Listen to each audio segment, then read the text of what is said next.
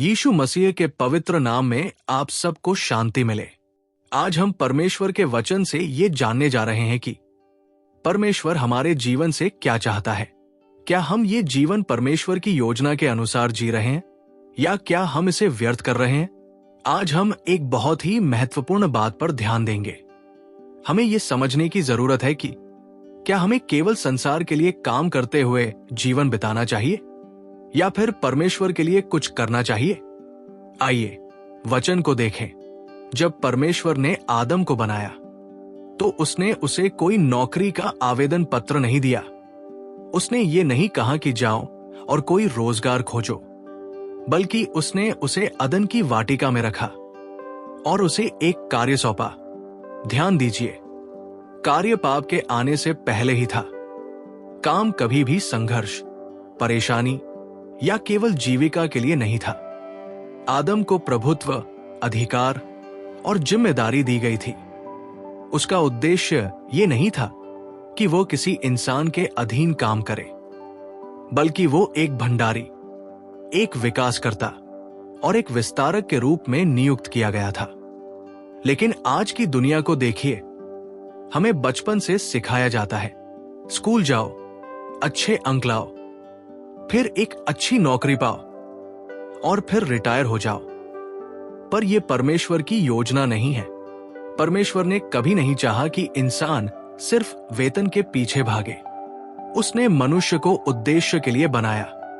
वो चाहता है कि आप केवल एक श्रमिक न रहें, बल्कि एक शासक बने, एक सृजनहार बने। जब आपको ये एहसास होता है कि आपकी बुलाहट किसी करियर से कहीं बड़ी है, तब आप अपनी वास्तविक पहचान में जीने लगते हैं। लेकिन शत्रु ने बहुतों को धोखा दिया है। उसने ये सोच डाल दी है कि सुरक्षा वेतन से आती है, कि जीविका किसी नियोक्ता के हाथ में है। पर सच ये है कि पहले मनुष्य को कोई वेतन नहीं दिया गया था, बल्कि एक कार्य सौंपा गया था। और आज भी वही सिद्धांत लागू होता है। परमेश्वर ने आपको इस दुनिया में सिर्फ एक नौकरी पाने के लिए नहीं भेजा है। उसने आपको भेजा है एक उद्देश्य के लिए। आप यहां केवल रोजगार ढूंढने के लिए नहीं हैं, बल्कि परमेश्वर द्वारा दिए गए कार्य को पूरा करने के लिए हैं। दुनिया कहती है नौकरी ही सफलता है, लेकिन परमेश्वर कहता है पहले उसके राज्य को खोजो और उसकी धार्मिकता को, बाकी सब कुछ तुम्हें मिल जाएगा। मत्ती 6:33। दुनिया कहती है जीविका के लिए नौकरी जरूरी है। परमेश्वर कहता है मैं यहोवा यिरे हूं, तुम्हारा प्रदाता। संसार की व्यवस्था श्रम, वेतन और प्रयास पर टिकी है, लेकिन परमेश्वर का राज्य विश्वास, बुलाहट और अलौकिक प्रावधान पर टिका हुआ है। अब यीशु के जीवन को देखिए। उन्होंने कभी किसी से नहीं कहा कि जाओ और किसी नौकरी के लिए आवेदन करो। जब उन्होंने पतरस, याकूब और यूहन्ना को बुलाया तो वे मछुआरे थे। वे अपनी जीविका के लिए मछली पकड़ते थे। लेकिन यीशु ने उन्हें बेहतर मछली पकड़ने का तरीका नहीं सिखाया, बल्कि उन्होंने कहा मेरे पीछे आओ और मैं तुम्हें मनुष्यों का मछुआरा बनाऊंगा। मत्ती 4:19। यीशु ने उनका ध्यान नौकरी से मिशन की ओर मोड़ दिया, रोजगार से नियुक्ति की ओर। लेकिन आज लोग करियर के पीछे भागते हैं, उद्देश्य के पीछे नहीं। वे नौकरी में सुरक्षा ढूंढते हैं, लेकिन अपनी पहचान मसीह में नहीं पाते। याद रखें, नौकरी आपका अंतिम उद्देश्य नहीं है। परमेश्वर ने आपको केवल जीविका कमाने के लिए नहीं बनाया है। उसने आपको एक दिव्य कार्य सौंपा है। नौकरी और बुलाहट के बीच फर्क समझिए। जब आप नौकरी ढूंढते हैं तो आप मनुष्यों पर निर्भर होते हैं, लेकिन जब आप परमेश्वर का राज्य ढूंढते हैं तब आप परमेश्वर पर निर्भर होते हैं। जब आप नौकरी खोजते हैं तो आप अर्थव्यवस्था की स्थिति से चिंतित रहते हैं, लेकिन जब आप परमेश्वर का राज्य खोजते हैं तो आप अलौकिक प्रावधान में चलते हैं। जब आप नौकरी खोजते हैं तो आप दूसरों से प्रतिस्पर्धा करते हैं, पर जब आप परमेश्वर का राज्य खोजते हैं तो वो आपके लिए अवसर खुद बनाता है। स्मरण रखें, आप केवल नौकरी के लिए पैदा नहीं हुए हैं, आप एक बुलाहट को पूरा करने के लिए जन्मे हैं। दुनिया कहती है नौकरी खोजो, परमेश्वर कहता है, पहले मेरे राज्य को खोजो, बाकी सब चीजें तुम्हें मिल जाएंगी। अब सवाल यह है, आप किसकी आवाज सुनेंगे? नौकरी अस्थायी है, पर आपकी बुलाहट अनंत है। बहुत से लोग अपने जीवन का अधिकांश समय उन पदों के पीछे भागते हुए बिताते हैं जो एक पल में उनसे छिन सकते हैं, परंतु परमेश्वर की बुलाहट स्थायी है। ये ना तो शेयर बाजार पर निर्भर है, ना किसी कंपनी की सफलता पर, और ना ही आपकी योग्यताओं पर। जब परमेश्वर ने मूसा को बुलाया, वो किसी नेतृत्व पद के लिए आवेदन नहीं कर रहा था, वो नौकरी नहीं खोज रहा था, वो तो अपने अतीत से भाग रहा था।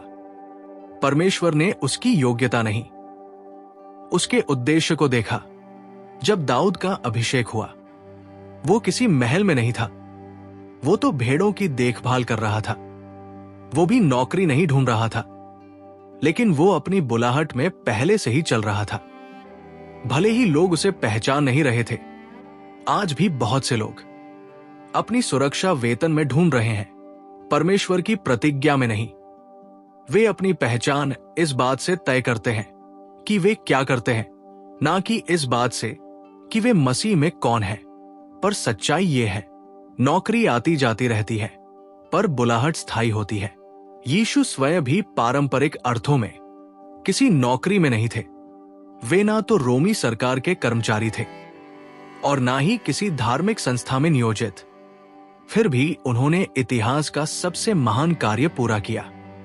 पौलुस, जो पहले एक प्रतिष्ठित फरीसी था, उसने अपनी नौकरी और प्रतिष्ठा को छोड़ दिया ताकि वह परमेश्वर की बुलाहट को पूरा कर सके। उसने कहा, मसीह यीशु मेरे प्रभु को जानने की उत्तमता के कारण मैंने सब कुछ हानि समझा। फिलिपियों 3:8। जो लोग नौकरियों के पीछे भागते हैं, वे अक्सर असंतुष्ट और बेचैन रहते हैं। वे अपने जीवन के बेहतरीन साल सिर्फ धन कमाने में बिता देते हैं, प्रभाव छोड़ने में नहीं। लेकिन जब आप अपनी बुलाहट में कदम रखते हैं, तो काम सिर्फ जीविका का साधन नहीं रहता, बल्कि ये आपके जीवन को अर्थपूर्ण बना देता है। परमेश्वर ने अपने बच्चों को अस्थायी चीजों में फंसने के लिए नहीं बनाया है, उसने उन्हें अनंत उद्देश्य के लिए रचा है। प्रश्न ये है, क्या आप अपना जीवन किसी अस्थायी चीज में निवेश करेंगे या उस अनंत उद्देश्य में प्रवेश करेंगे जो हमेशा बना रहेगा? परमेश्वर आपकी जीविका का स्रोत है, नौकरी नहीं। आज दुनिया का एक सबसे बड़ा धोखा यह है कि लोग वेतन को अपनी सुरक्षा मानते हैं, लेकिन यीशु ने कहा, आकाश के पक्षियों को देखो, वे ना तो बोते हैं, ना काटते हैं, ना ही खत्तों में बटोरते हैं, फिर भी तुम्हारा स्वर्गीय पिता उन्हें खिलाता है। क्या तुम उनसे अधिक मूल्यवान नहीं हो? मत्ती 6:26। परमेश्वर ने इजराइलियों को 40 वर्षों तक जंगल में खिलाया। ना उनके पास खेत थे, ना वेतन, फिर भी हर सुबह उनके लिए मन्ना गिरता था। इसका मतलब ये नहीं कि हमें कुछ ना करना चाहिए। इसका मतलब यह है, हमें डर के कारण किसी नौकरी के गुलाम नहीं बनना चाहिए। जब आप ये समझ जाते हैं कि नौकरी केवल एक माध्यम है, परमेश्वर ही वास्तविक स्रोत है, तब आप चिंता करना छोड़ देते हैं। अब प्रश्न यह है, क्या आप अपनी नौकरी पर भरोसा करेंगे या अपने प्रदाता परमेश्वर पर? याद रखें, आप केवल जीविका के लिए नहीं, बल्कि एक दिव्य उद्देश्य के लिए बनाए गए हैं। इसका मतलब ये नहीं कि आपको केवल एक नौकरी के लिए रचा गया है, बल्कि इसका मतलब यह है कि आपको नियुक्त किया गया है, तैनात किया गया है। यीशु आपको वही इस्तेमाल करना चाहते हैं जहां आप आज हैं, लेकिन वो ये भी चाहते हैं कि जब वो बुलाएं तो आप चलने के लिए तैयार रहें। अगर वो कहें, अपने आराम के क्षेत्र से बाहर निकलो, सुरक्षा छोड़ो और विश्वास में कदम बढ़ाओ, तो क्या आप आज्ञाकारी होंगे? दुनिया कहती है, नौकरी ढूंढो, करियर बनाओ, लेकिन यीशु कहते हैं, मेरे पीछे चलो और मैं तुम्हें बनाऊंगा। अब सवाल यह है, अगर आप सच में यीशु का अनुसरण करें तो क्या होगा? क्या आप उस पर इतना भरोसा करेंगे कि अपनी बुलाहट में कदम रख सकें। क्योंकि जब आप यीशु का अनुसरण करते हैं तो आपको सिर्फ काम नहीं मिलता, बल्कि एक उद्देश्य मिलता है, और वो उद्देश्य किसी भी वेतन से अधिक मूल्यवान है। शुरुआत से ही परमेश्वर ने मनुष्य को रचनात्मक होने, निर्माण करने और विस्तार करने के लिए बनाया। उत्पत्ति 1:28 में लिखा है, फूलो, फलो, पृथ्वी को भर दो और उसे अपने वश में कर लो। ध्यान दे, परमेश्वर ने ये नहीं कहा कि जाओ और नौकरी ढूंढो। उन्होंने कहा फलवंत बनो। इसका मतलब क्या है? इसका मतलब है कि आपको उत्पादक बनाया गया है, सिर्फ उपभोक्ता बनने के लिए नहीं। दुनिया की प्रणाली की सबसे बड़ी समस्या यह है कि यह हमें उपभोक्ता बनाती है, निर्माता नहीं। बचपन से ही हमें सिखाया जाता है, कड़ी मेहनत करो, नौकरी पाओ, पैसा कमाओ और फिर उस पैसे को उन चीजों पर खर्च करो जिनकी हमें जरूरत भी नहीं होती। लोग वेतन से वेतन तक जीवन बिताते हैं बिना ये समझे कि परमेश्वर ने उनके अंदर रचनात्मकता, उपहार और अद्भुत प्रतिभाएं रखी है। क्यों? ताकि वे कुछ महान उत्पन्न कर सकें। अब यीशु को देखिए, उन्होंने कभी भी उपभोक्ता के रूप में जीवन नहीं जिया, बल्कि वे हमेशा बढ़ाने और उत्पन्न करने के कार्य में लगे रहे। जब उनके पास केवल 5 रोटी और 2 मछलियां थी तो वे और भोजन खरीदने नहीं गए। उन्होंने उन्हें आशीष दी, तोड़ा और वो भोजन कई गुना बढ़ गया। मत्ती 14:19-20। जब पतरस को कर चुकाने के लिए पैसों की जरूरत थी तो यीशु ने उसे वेतन नहीं दिया, बल्कि कहा समुद्र में जाओ, मछली पकड़ो और मछली के मुंह में एक सिक्का मिलेगा। मत्ती 17:27। देखिए, दुनिया चाहती है कि आप पैसे के लिए काम करें, लेकिन परमेश्वर का राज्य चाहता है कि आप उद्देश्य के लिए काम करें। और जब आप उद्देश्य के लिए चलते हैं तो पैसा अपने आप आपका पीछा करता है। अब मत्ती 25:14-30 की दृष्टांत को देखिए। स्वामी ने अपने 3 दासों को अलग अलग मात्रा में धन दिया। 2 ने उसे बढ़ाया, लेकिन एक ने डर के कारण उसे मिट्टी में दबा दिया। स्वामी ने उसे कहा, दुष्ट और आलसी सेवक। क्यों? क्योंकि परमेश्वर को चाहिए वृद्धि, ना कि ठहराव। आज भी बहुत से लोग परमेश्वर द्वारा दी गई प्रतिभाओं, विचारों और अवसरों पर बैठे हैं, लेकिन वे बहुत डरते हैं आगे बढ़ने से। वे नापसंद नौकरियों में फंसे रहते हैं, सिर्फ जीविका के लिए काम करते हैं, बजाय इसके कि वे अपनी बुलाहट में चलें। लेकिन जब आप खुद को एक उत्पादक के रूप में देखना शुरू करते हैं तो सब कुछ बदल जाता है। अब खुद से पूछिए, क्या आप सिर्फ उपभोग कर रहे हैं या कुछ उत्पन्न कर रहे हैं? क्या आप उस सेवक की तरह डर में जी रहे हैं जिसने अपनी प्रतिभा को दफन कर दिया, या आप वो बढ़ा रहे हैं जो परमेश्वर ने आपको दिया है? सुनिए, परमेश्वर ने आपको सिर्फ जीविका कमाने के लिए नहीं बुलाया है, उसने आपको बुलाया है निर्माण करने के लिए, विस्तार करने के लिए, एक विरासत छोड़ने के लिए। राज्य में फलवंत हो जाइए।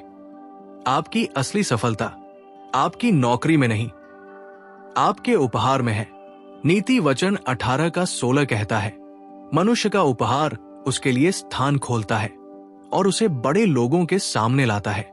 ध्यान दीजिए, ये नहीं लिखा कि नौकरी स्थान खोलती है, बल्कि उपहार करता है। आपका उपहार वो अनूठी क्षमता, वो प्रतिभा, वो बुलाहट है जो परमेश्वर ने आपके अंदर रखी है। ये कोई ऐसी चीज नहीं जो स्कूल में सिखाई जाती है या नौकरी से पाई जाती है। ये आपके अंदर जन्म से ही मौजूद है, बस इसे खोजने की जरूरत है। अब बाइबल के महान लोगों को देखिए, उनमें से कोई भी नौकरी पर निर्भर नहीं था। उन्होंने परमेश्वर के दिए गए उपहारों का उपयोग किया। यूसुफ, उसके पास स्वप्नों को समझने का उपहार था, जिसने उसे कारागार से निकालकर मिस्र का प्रधानमंत्री बना दिया। उत्पत्ति 41 का 39 से 40। दाऊद, उसके पास नेतृत्व और संगीत का उपहार था, जिसने उसे चरवाहे से राजा के दरबार तक पहुंचा दिया। डैनियल, उसके पास बुद्धि और दर्शन का उपहार था, जिसने उसे कई राजाओं के दरबार में एक प्रभावशाली व्यक्ति बना दिया। आज बहुत से लोग अपनी प्रतिभा की अनदेखी कर रहे हैं और नौकरियों के पीछे भाग रहे हैं। वे समझौता कर लेते हैं रोजगार में, बजाय इसके कि वे ये खोजें परमेश्वर ने मेरे अंदर क्या रखा है। पर याद रखिए, अगर आप अपनी नौकरी पर निर्भर हैं, तो आप इस दुनिया की अर्थव्यवस्था के अधीन हैं। लेकिन अगर आप अपने उपहार पर निर्भर हैं, तो आप परमेश्वर की दया पर हैं और उसकी आशीष कभी समाप्त नहीं होती। यीशु स्वयं अपने उपहार में चलते थे। उन्हें वेतन की जरूरत नहीं थी। उनका उपहार उनके लिए स्थान खोलता था। उन्होंने बीमारों को चंगा किया, दुष्ट आत्माओं को निकाला, अधिकार के साथ शिक्षा दी और जहां भी गए जीवन को बदल कर रख दिया। क्या आप परमेश्वर के दिए गए उपहार में चल रहे हैं? अगर आप अपने परमेश्वर प्रदत्त उपहार में चलेंगे, तो आजीविका अपने आप आ जाएगी। आपको पैसे के पीछे भागने की जरूरत नहीं है, बल्कि पैसा आपके पीछे भागेगा। खुद से पूछिए, क्या आप अपने उपहार का उपयोग कर रहे हैं या उसे गाड़ रखा है? दुनिया कहती है नौकरी ढूंढो, लेकिन परमेश्वर पूछते हैं तेरे हाथ में क्या है? यूसुफ ने मिस्र की अकाल की समस्या का हल किया। डैनियल ने राजा के स्वप्न की व्याख्या की और दाऊद ने गोलियत को हराया। आज भी दुनिया समस्याओं से भरी हुई है, लेकिन आपके अंदर परमेश्वर का समाधान है। अब और इंतजार मत करो। जब आप परमेश्वर की बुलाहट में चलना शुरू करेंगे, तो दरवाजे अपने आप खुलेंगे। ऐसे दरवाजे जो कोई नौकरी आवेदन कभी नहीं खोल सकता। परमेश्वर की आशीष आपकी नौकरी से कहीं बड़ी है। नीति वचन 10 का 22 कहता है, यहोवा की आशीष ही मनुष्य को धनी बनाती है और उसमें कोई दुख नहीं होता। यूसुफ, दाऊद, डैनियल, अब्राहम और इसहाक, ये सब परमेश्वर की आशीष के कारण समृद्ध हुए, न कि नौकरी के कारण। इसलिए चिंता छोड़ो, वेतन नहीं, परमेश्वर की उपस्थिति का पीछा करो। जब आप परमेश्वर की योजना में चलते हैं, तो आपके पास हमेशा और अधिक होता है। मनुष्य को राज्य करने के लिए बनाया गया है, नौकर बनने के लिए नहीं। उत्पत्ति 1 का 26 में परमेश्वर ने कहा, आओ हम मनुष्य को अपने स्वरूप में बनाएं और वे प्रभुता करें। ध्यान दे, यहां प्रभुता करे कहा गया है, ना कि नौकरी खोजे। परमेश्वर ने कभी नहीं कहा कि मनुष्य को केवल कर्मचारी बनना है। उसने मनुष्य को शासन करने के लिए बनाया है। शैतान ये बात जानता है और इसलिए वो लोगों को सिर्फ जीविका चलाने की मानसिकता में फंसा देता है। वो चाहता है कि आप विश्वास करें कि जीवन केवल काम करने, बिल चुकाने और रिटायर होने तक सीमित है। लेकिन परमेश्वर ने आपको इससे कहीं अधिक के लिए बनाया है। उदाहरण देखिए, आदम को परमेश्वर ने अदन की वाटिका में केवल काम करने के लिए नहीं रखा, बल्कि सृष्टि का प्रबंधक बनाया। यूसुफ को देखिए, वो सदा दास नहीं रहा, वो जेल से निकलकर महल तक गया। दाऊद, वो केवल एक चरवाहा नहीं था, उसे राजा होने के लिए अभिषिक्त किया गया था। परमेश्वर के राज्य में आप मजदूरी के दास नहीं हैं, आप उसकी प्रतिज्ञाओं के उत्तराधिकारी हैं। यीशु नौकरी देने नहीं आए थे, वो राज्य को पुनः स्थापित करने आए थे। प्रकाशित वाक्य 5 का 10 कहता है, उसने हमें राजा और याजक बनाया है और हम पृथ्वी पर राज्य करेंगे। इसका मतलब ये नहीं कि आप अपनी नौकरी छोड़ दें, बल्कि अपनी मानसिकता बदलें। मजदूर की तरह मत सोचो, राजा की तरह सोचो। राज्य की मानसिकता बनाम संसार की मानसिकता। संसार कहता है पैसा कमाने के लिए काम करो, परमेश्वर कहता है उद्देश्य के साथ राज्य करो। मैं आपसे पूछता हूं, क्या आप मजदूर की तरह जी रहे हैं या राज्य के उत्तराधिकारी की तरह? नौकरी अस्थायी है, लेकिन उद्देश्य शाश्वत है। नौकरियां छिन सकती हैं, कंपनियां बंद हो सकती हैं, पद समाप्त हो सकते हैं, लेकिन जो लोग उद्देश्य में चलते हैं वे स्थिर होते हैं। यूसुफ के पास नौकरी नहीं थी, लेकिन उसका उद्देश्य उसे महल तक ले गया। डैनियल की नौकरी बदलती रही, लेकिन उसका प्रभाव कभी नहीं रुका। पौलुस एक फरीसी था, लेकिन जब उसने यीशु को जाना तो उसने अपनी बुलाहट को अपनाया। फिलिपियों 3:7, जो मेरे लाभ का था उसे मैंने मसीह के लिए हानि समझा। नौकरी वेतन देती है, लेकिन उद्देश्य संतोष देता है। नौकरी खत्म हो सकती है, लेकिन बुलाहट जारी रहती है।